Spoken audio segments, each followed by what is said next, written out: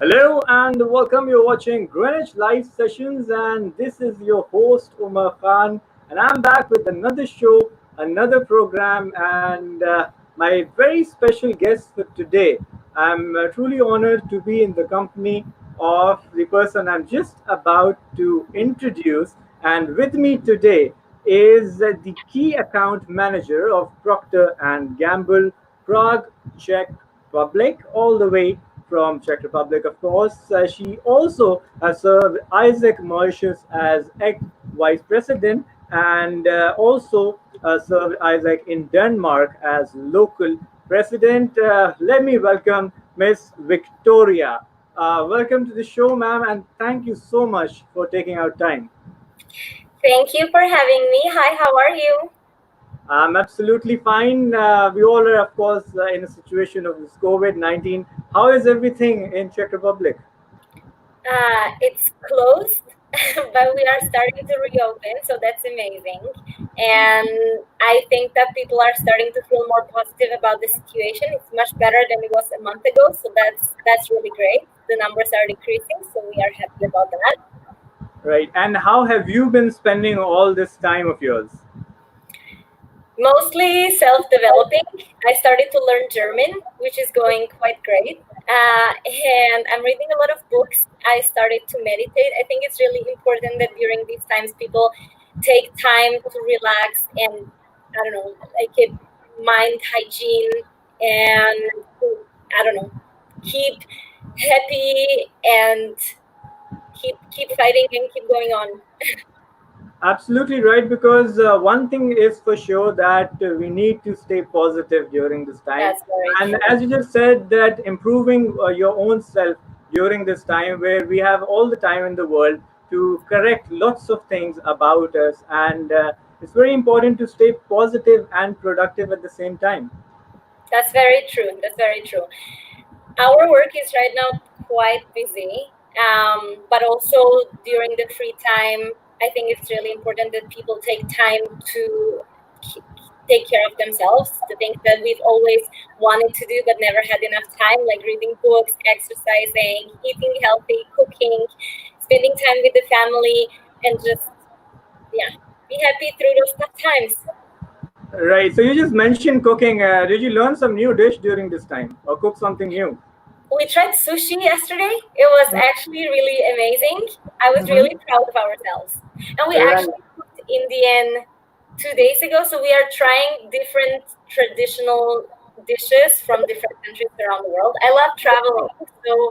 And I think it's really important when people are getting to know new cultures to also try traditional food, listen to traditional music. So we are having these cultural nights where we are trying new dishes and listening to like different songs from different countries. Wow, that's absolutely brilliant. Of course, I also love traveling, but then again, we won't be traveling for a while, Yeah. during 2020. So, ma'am, you have been working around different countries. You have a lot of experience and exposure. Currently, you're associated with PNG. How has this COVID-19 affected the businesses, and how has it changed the way we work? I think people right now are realizing how. I think at the beginning it was really difficult to get used to the new normal that we are having. That people are working online, people are working from home. But from what I'm observing at work, is that we are slowly getting used to this new normal, and I think businesses are realizing that actually it's not as problematic as we might have seen it before.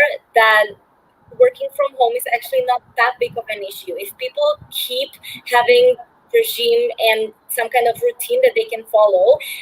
I've observed that it's not that difficult as we thought that it's going to be to work from home. Our business is doing really great. We are since we are providing a lot of sanitation products, cleaning, personal hygiene, and all those things that people care about a lot those days. Um, it's important for us to keep working as if it was normal and as it was before.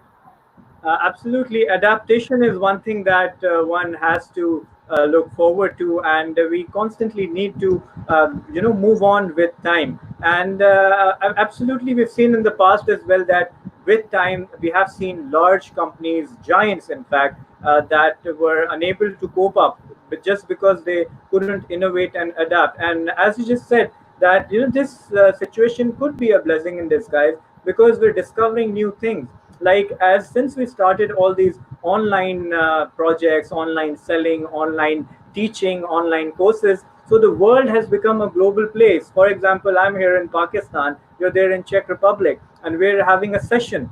This wasn't possible just before COVID-19, and now it's all becoming possible. So this COVID-19 also, if looking at the positive side, has opened new possibilities.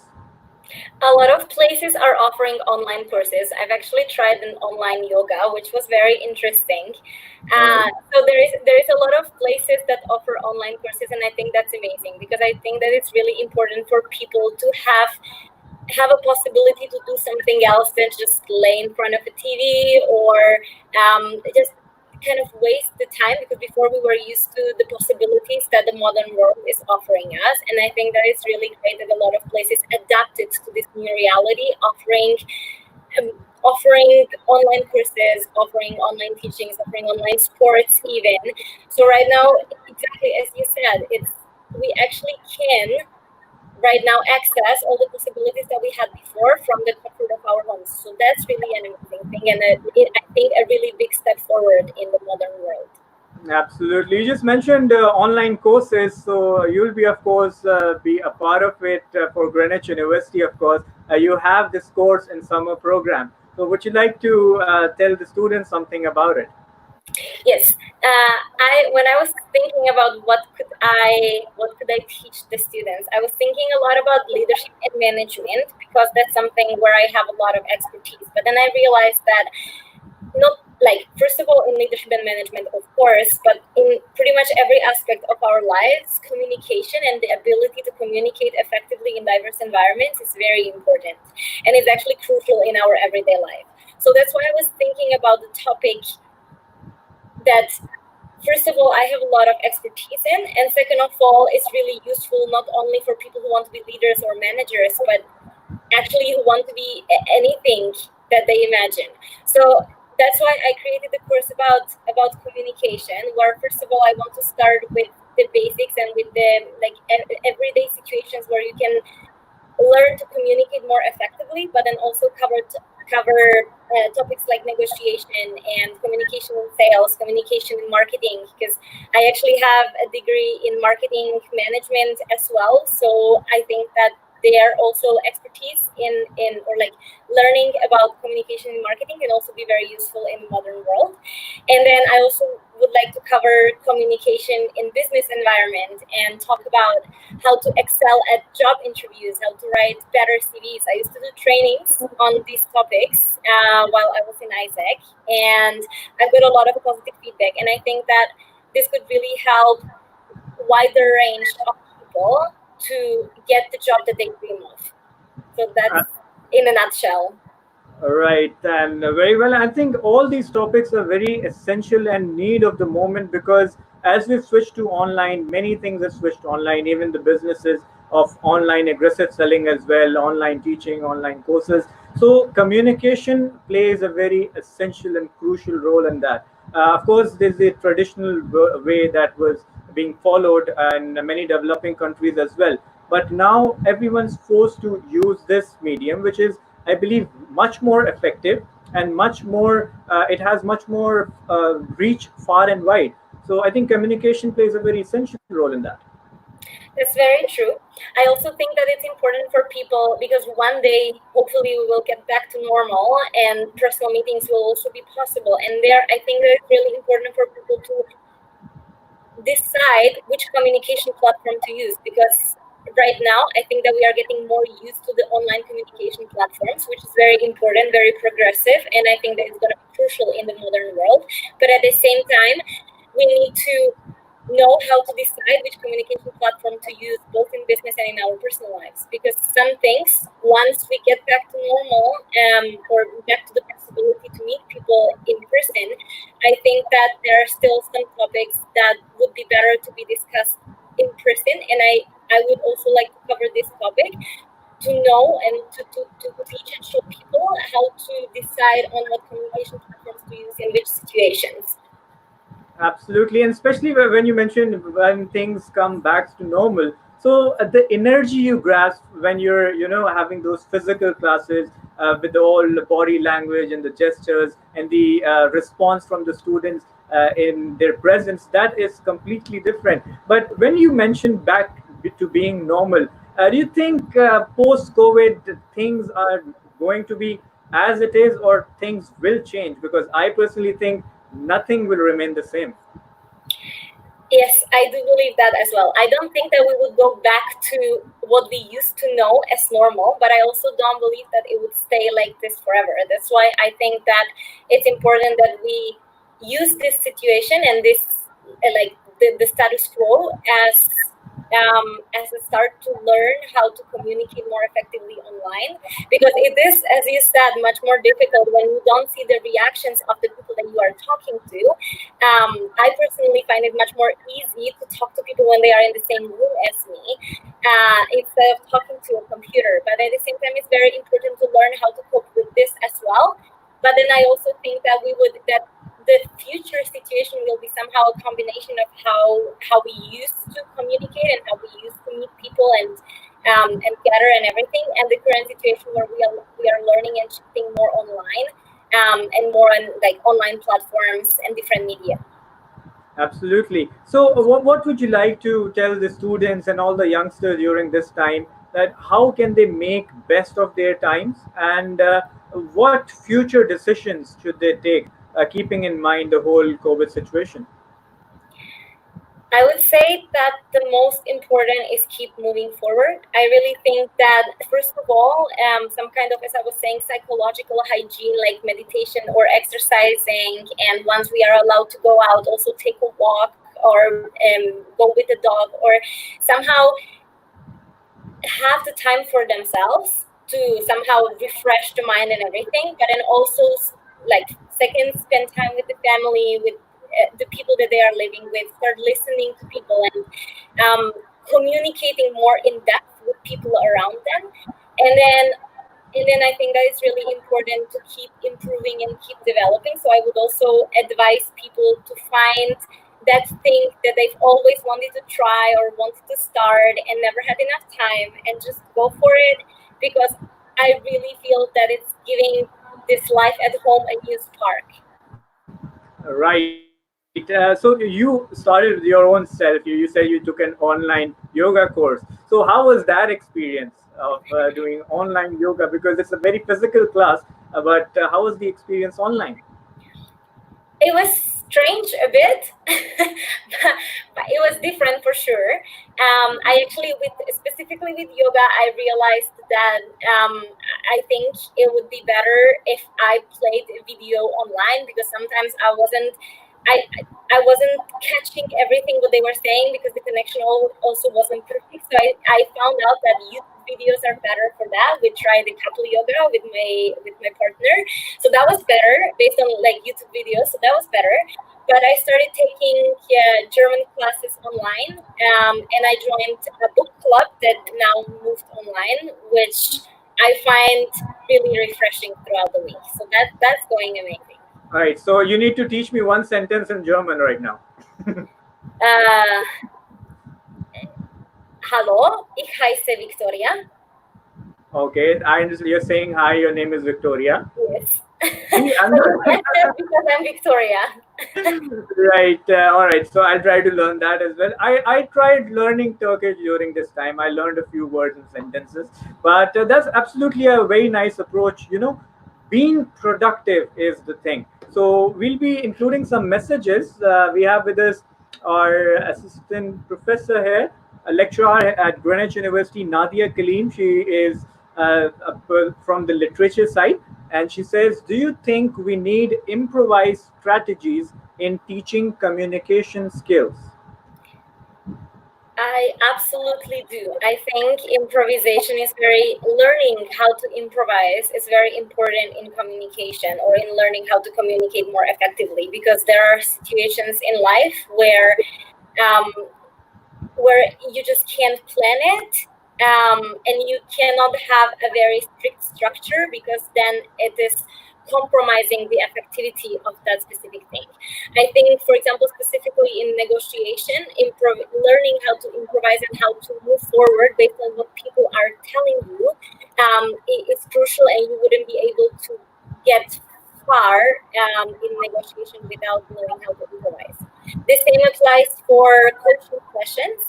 That, like, if a coach wants to do an effective coaching with a coachee, the most important is to be over prepared but under structured. Because if you prepare way too well, you're not listening enough to what the person is saying. So I definitely think that being able to go with the flow of the conversation is important, because that enables you to listen more carefully to what the other person is saying.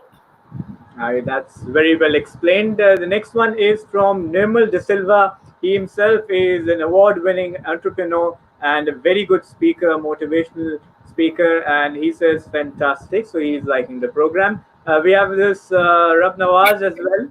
And he's really happy to see you as well. We have this Manur Faruqi. She's really happy as well. So, what do you personally think of these online live sessions where we can discuss topics and create awareness for the students and youngsters? I think it's a really great opportunity for people to know more about and have the space to ask questions about what they might be interested in.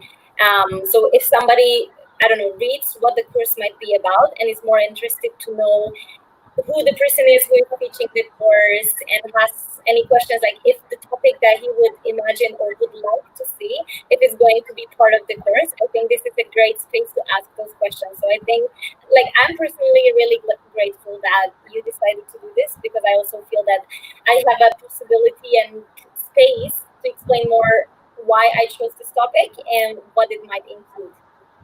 Right. And since you're the expert in the leadership and management skills, what points do you seek in a youngster or a person where you can decide that he has a certain leadership skills or he can really work on it?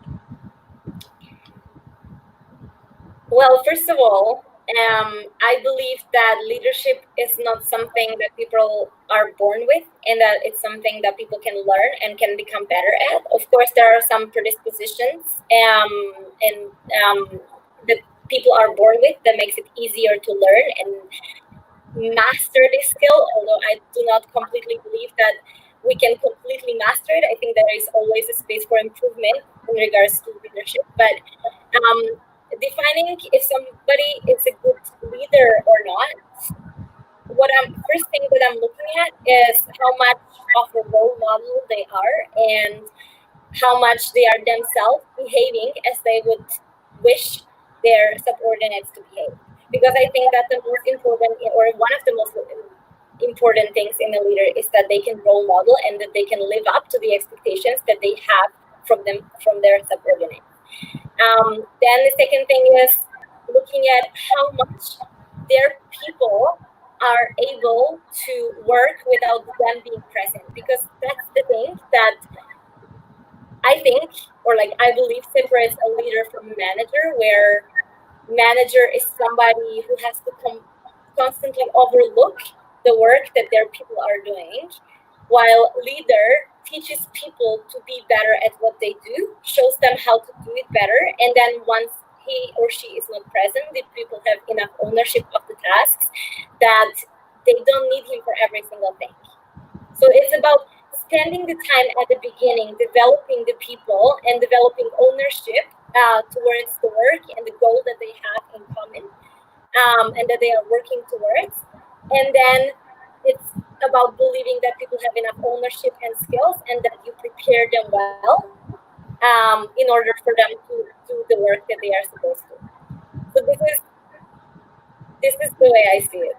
Very well explained. And I believe a good leader is the one who actually guides the way, who makes room for the next generation and prepare leaders while he is there. So by the time his time or tenure gets over, he already has his replacements ready. And the switch doesn't cause the harm to the organization or whatever he's leading for. So we have with us our beloved Chancellor, Madam Seema Moghal is with us. She says, Victoria, great to see you.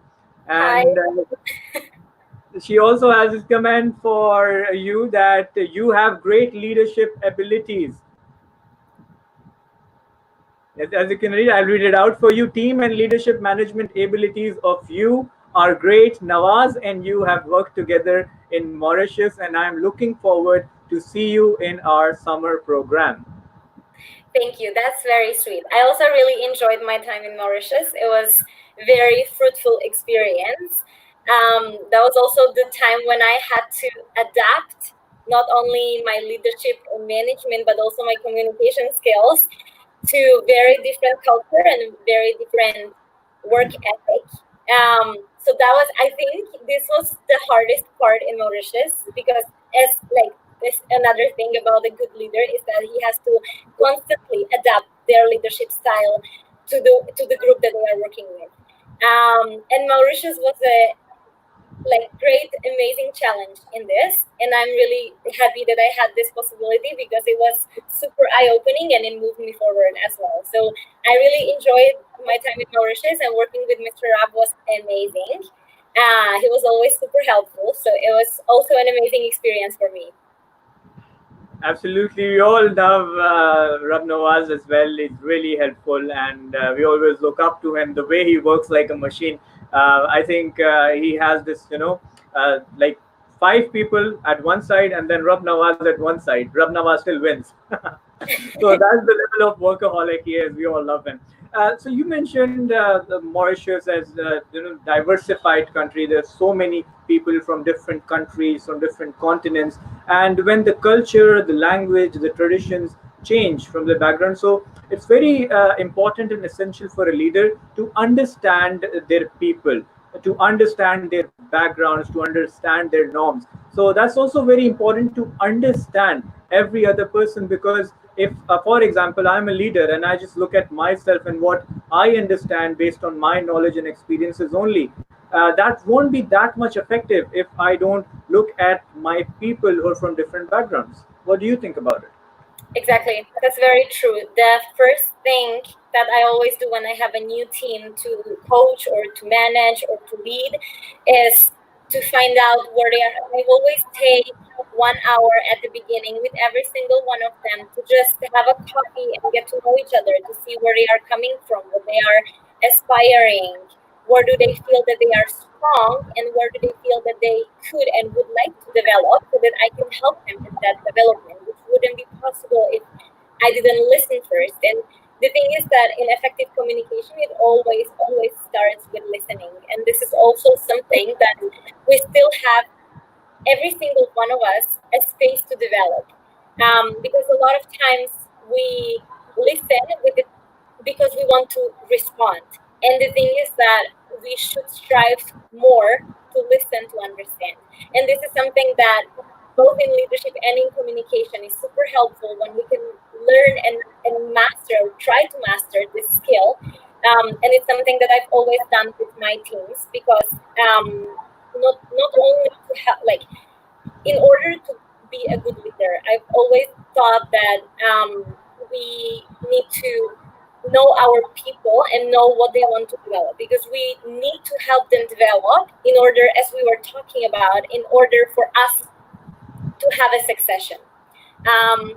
So I definitely believe that learning who the people are, where they are coming from, what they want in life and what they want from life, where they want to move, and where they feel insecure, is something that a good leader and a good communicator always need to do. Absolutely right, and you get better results as well if you understand your people as well. You can use them for maximum utilization, and you can create wonders, because if you understand your people, they will go that extra mile for you, and that's the quality of a good leader, of course. So we coming back to the COVID-19, we all know that we're stuck in a situation, a scenario where everyone is in a panic. The future is uncertain, it's unknown. Lots of people have lots of questions. So at this moment of time, what would you suggest for people who have the responsibility to carry the people who are, of course, don't have that much leverages or that much resources? So, what would you suggest to those people? How can they lead the way for the underprivileged people? Hmm. I think we should all no, yeah, I think we should all think about how we can contribute and what is our strength that we can give and teach people. I think that each of us should think about how we can use the modern possibilities to contribute to the world. So, for example, having online sessions that can help people um, to I don't know, learn a new thing, or having consultancy spaces for people that need coaching in how to find a better job or a new job if they lost one, or support mothers that stayed at home with their children by, I don't know, sharing, for example, different platforms where their kids that are at middle school or elementary school can practice the things that they would normally be learning at school. And then, of course, caring enough and leading by example, again, staying at home, quarantine, not putting people from endangered groups in risks. Um, 2 weeks ago, I went giving face masks and other Procter and Gamble products in an elderly home, which is also something that I know that I am strong at this, or that I have access to those skills. So why not share them with people who might be in need? So I think each of us should think about our own possibilities, what we are good at, what we share, and even small things like sharing online positivity and supporting our friends, caring about their mental well-being is something that I think contributes to passing this situation in a more positive and happy and motivated way. I don't find any better way to answer that question. That's so very well said, Victoria. And that's what I actually, the world should go towards, that every individual, rather than pointing fingers at others, that he should do that, he should do this, one should look at themselves, that what are their strengths and how can they contribute to the society, how can they make themselves better and their surroundings. And if every person thinks of the well-being of their surroundings, this world could be a better place. And just by helping each other, we can raise back again as a nation, as humanity, as countries. That's absolutely true. And this is something that I've always spread as a lesson for people that I was working with in regards to leadership, that if each of us is a good self leader and develops or empowers or positively affects at least one person, then this world can become a much better place. Because if each of us spreads that positivity and development to at least one person, then we are all moving forward together. And I think that's amazing. Yes, and especially in these testing times, or even if you just share a good, positive, constructive conversation and you become a reason for someone's smile or making their mood positive and nice, I think even that is a big add on to the cause right now. Absolutely. I think in those times, more than ever, the small things counts. And even, I don't know, wishing a friend a happy birthday, or calling mom, telling her to have a great day, or just, yeah, smile at I don't know, your roommate, cooking a good meal for your partner. Um, I don't know. I think those are the small things that make people's days better, and in general or all together are helping us to pass this time in a more positive manner. And I also believe this whole COVID situation, where during lockdowns, one has realized to appreciate the little things in life. We have started to appreciate the little things that we took for granted. For example, just having a ride, taking a walk in the park, going to meet your friends, sitting at a coffee shop. So I think once the life gives us a second chance, we're going to be much more improved and gracious about lots of things in life. That's very true. I'm really excited for those times because I think that, yeah, exactly as you said, people will enjoy the little things much more. Right. So we'll add on some messages right now. We have with us Dean of Greenwich University, Musarrat Adnan. She says, "Hi Victoria, this is Musarrat Adnan. How do you see teachers being leaders in the classrooms?" And I think that depends a lot on a teacher, but I definitely think that they have a great setting for being leaders and that they should be because they have access to influencing the people that sit in their classroom. And I think that it should be every teacher's, and I think that for a lot of teachers that's true, that their mission and why they decided to go for this job is to positively impact people and future generations. So I definitely think that teachers are amazing leaders if they decide to be, and for a lot of teachers that's true. And that's the way, like if we personally, I don't know how it is around the world, but I know that in Slovakia and in Czech Republic, teachers are greatly underpaid, and it's a shame because they are the ones who are shaping future generations.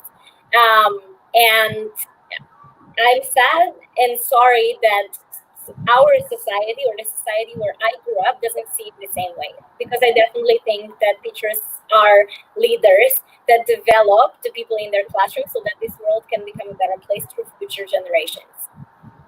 Very well said. In fact, teachers have the most crucial part to play for the future generations. And if what I remember is a good teacher teaching me some lesson that I'm still using in my practical life today. Some teacher who taught me how to survive during difficult times. So, teacher is something that you remember for life, and one sentence of your teacher could change your life as well. That's very true. They are the ones who are standing there, role modeling, developing people, giving great advices, and those are the people that we look up to even more when we are young than when we are in a university. But we like that's very strong. Except our parents, I would say that it's the strongest role models that we have. So I definitely do consider them leaders. Absolutely. And as much as I love this conversation and I want this to go on, we're short of time. And with a very heavy heart, I have to end this conversation. It was such an intellectual and informative session for our viewers and our students. Thank you so much, Victoria, for your time. And before we leave, I would like you to give a message for all our viewers and our students. That's a tough one. Well, first of all, thank you for watching, and I am super excited to see all the future students in our communication sessions. And I'm sure that you will love them and that they are going to be great. And I'm super excited to meet all of you and get to know you as we were talking. That it's important to know people that you're working with and to listen to. So I'm excited to see you all, and I hope that you will all stay healthy and happy, and that you all take care of yourself and of the people around you. Right. And in the end, one word for our Greenwich family. Thank you. Thank you for giving me this possibility and this amazing opportunity to develop myself and develop hopefully other people. So thank you. And you're most welcome. The pleasure was all ours, and we'll definitely continue this and keep more sessions with different topics. And definitely, we will see you again. Thank you so much for your time. And guys, that was all for today's session. You heard Ms. Victoria, who's the key account manager at Procter and Gamble, Prague, Czech Republic. And this was all for today.